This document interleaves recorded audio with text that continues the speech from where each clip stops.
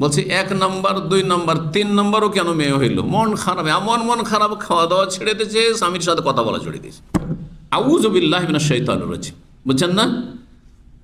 এটা একটি ঘটনা। তো মহিলার মন খারাপ হওয়া, মায়ের মন খারাপ হওয়ার কথা গল্প করলাম।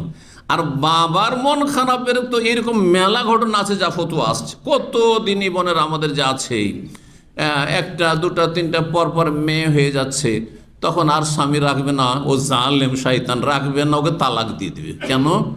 তুই এত কেন মেয়ে সন্তান দিচ্ছিস? হ্যাঁ, তুই এত কেন কন্যা সন্তান দিচ্ছিস? তুই ছেলে কেন দিস না? বুঝতে পারছেন কত জালেম আমাদের সমাজের লোকেরা।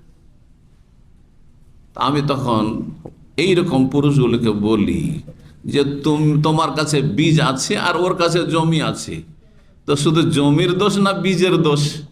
হ্যাঁ, ফজলি আমের যদি আপনি চারা নিয়ে গিয়ে রাজশাহী চাপা